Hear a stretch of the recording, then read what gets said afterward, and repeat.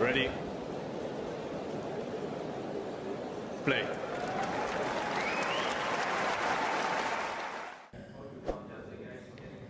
This is for you. Thank you. Thank you. So, Lorenzo, I think your win-loss record for the year is 38. Do you know how many losses? No. 25. Okay. How do you look at these things? Do you think about it? Okay, next year I want to do this, or is it not something that bothers you? Or No, you think about? no, I don't look too many. I don't look too much on that kind of things. But of course, I would say that probably I think in Chengdu, when I was playing Chengdu and where I made the final, I knew that I broke, let's say, my personal records of let's say most wins on the season. And I think I don't know if it's 38 or 40, something like that. But of course, the goal for the next years is try to go higher with less losses. Yeah, right. I mean, do you also think about, okay, this time next year, I want to be in Torino? Is that something, for example, that you think about? That could be a great goal to have. Of course, I am still running for that. I am not theoretically Theoretically, not yeah. out yet, but definitely, been already confirmed on the Masters at this stage. That will be probably better, and that will be great because I think um, that the year been gone probably better than this year. Sure. Tell us about your year as well. What would you say was your high point, and what would you say was the most disappointing part of the year or moment? I mean, the most disappointing part was probably the 3 months at the beginning of the year, till the mid of March, where my son was born, and I fulfill of energy and passion also, and I think all that kind of stuff sort of gave me a push for getting stronger, getting more professional on certain things, on the details, and try to build up a little bit more. And probably the top moment was definitely I would say two moments, because the semi-final at Wimbledon, of course, was such an amazing and special for me because it's my favorite Grand Slam. And then, of course, the bronze in Paris in the Olympics was definitely a great, probably the biggest achievement for me in my career so far. Sure. Let's talk about Wimbledon. You said it's your favorite tournament, or it's the one you feel best for. Why is that?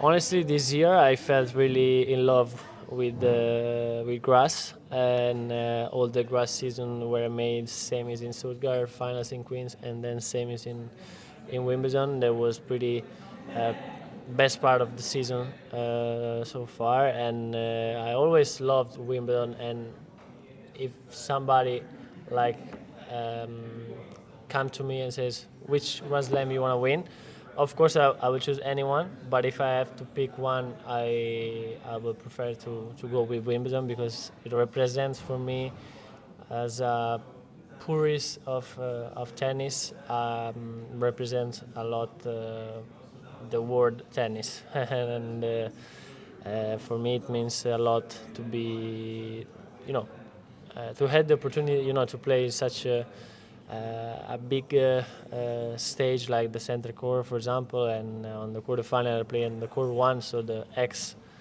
um, center court, where a lot of legendary matches has been played. So definitely for me, since I was a kid, was my first memory probably of tennis was in Wimbledon. Tell us about that semi-final with Novak. I mean, we have Rafa on Philippe Chatrier. We have Roger and Novak probably centre court. Maybe also, of course, some other courts elsewhere for Novak, especially. But what was your tactic? What were you thinking? Okay, this is one of the biggest tasks in tennis. What could you do? What was the plan that day? You know, yeah, as you said, it's probably the one of the most difficult tasks in the tour so far in our sport. But it was really challenging from one side, and of course was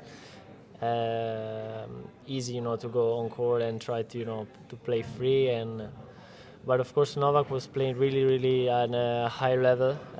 Honestly, I was pretty surprised by his level because I played him a few months ago before the semis in Wimbledon, where I lost to him in the fifth in French Open, and Yeah. the level that he showed was a little bit, let's say, not at that level, honestly.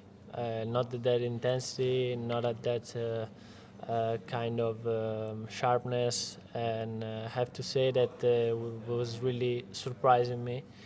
But I tried my best. I was playing great tennis. It was a great match, honestly, and the difference for me was that he was probably serving better than me, and he was returning better than me. So these two were probably the keys of the match. You've had two epic matches with Novak at Roland Garros, but two different matches, even though they were both 5 sets. Yeah. Talk to us about the differences for you personally between those two. I have to say the first one I was only 19 and was my first appearance in a Grand Slam, where I made fourth round and the second week of the Roland Garros, and playing Nole in such a big stage as Philippe Chatrier. He was number one in the world, so I was leading 2 sets to love against him, and I remember he took like a toilet break, and immediately I start to think, and that was probably the biggest mistake that I ever made, because I started to go through the 2 sets that I was leading 2 sets to love with Nole, and all the adrenaline that I had, and there was probably um, the freedom that I had on court of express myself as my probably best tennis, immediately disappear because the adrenaline dropped down, and definitely I felt immediately, I say, tired with a lot of as you said before, niggles Yeah, niggles, yeah. everywhere, and and he was probably he took the chance, and then at the end I lost in the fifth. And comparing to the last one, honestly, there I had the chance. I had more chances to win the match, especially at the beginning of the fourth set. I think he was not that great. I compromised a little bit the fourth set, and then the end of the first set and the fifth set, I think he was playing really, really, really, really well. I am nothing to say about that, but I could have done more on that fourth set to close the match. Sure. You mentioned the toilet break he had. Are you just sitting there in your chair waiting for him to come back 5-10 minutes and things? And you said you lost the adrenaline, the momentum definitely you would have had. I mean, did you learn something from that too?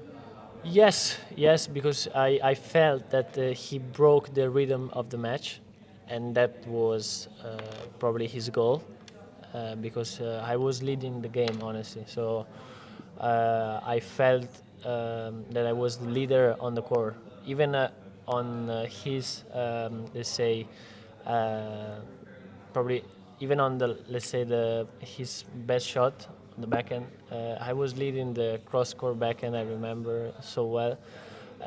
So definitely the breaking moment that he had of the rhythm of the match probably was the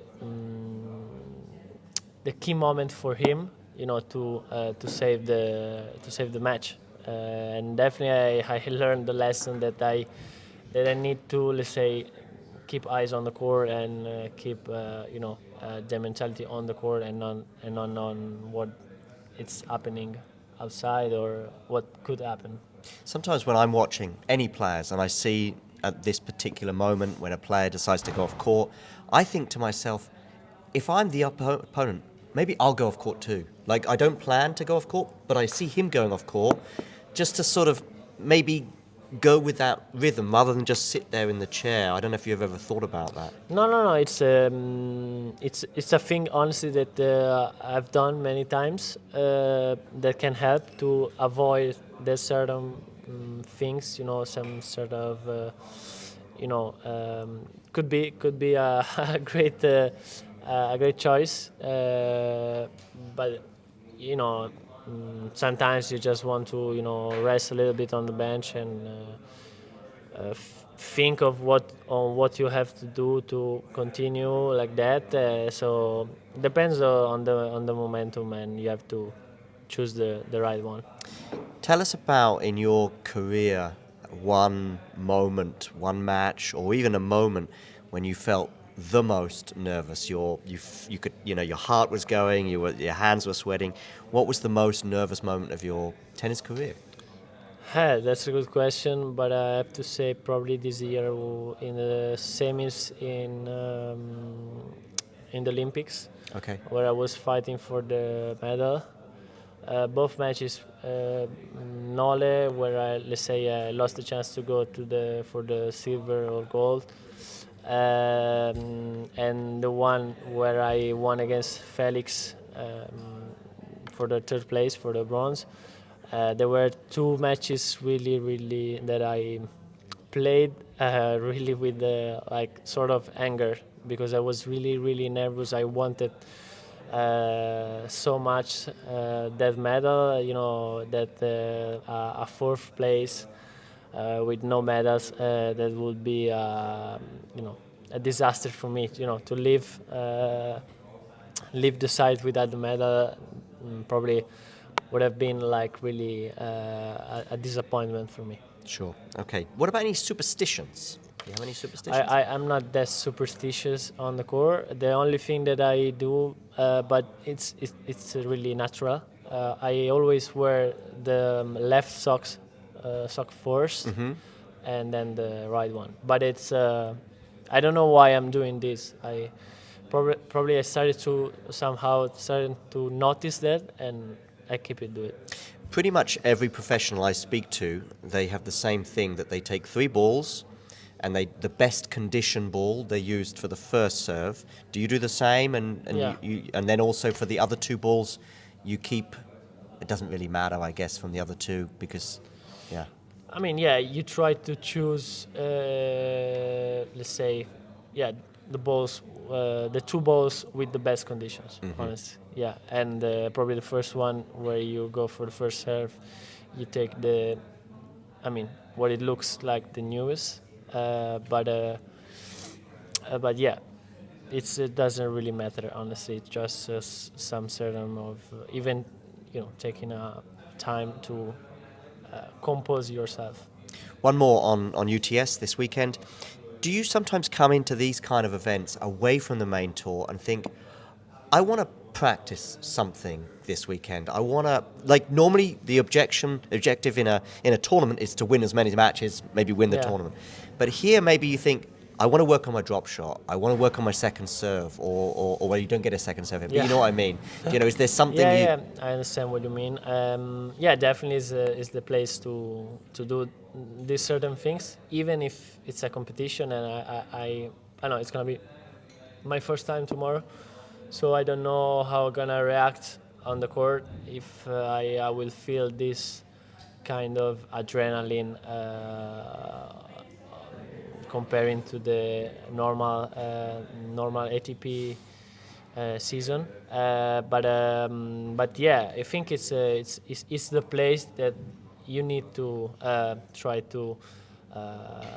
try something, something new, not something new, but try, to if you work on something, you can try it on the match also. Maybe when you are playing, for example, next week in Vienna, you will be more safe in your comfort zone. Even if somehow I always believe that trying out on court, it's probably the best thing you can do. Thank you. Thank you so much. Cheers.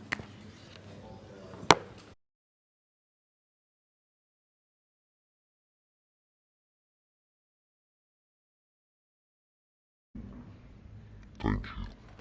Thank you so much. Yes.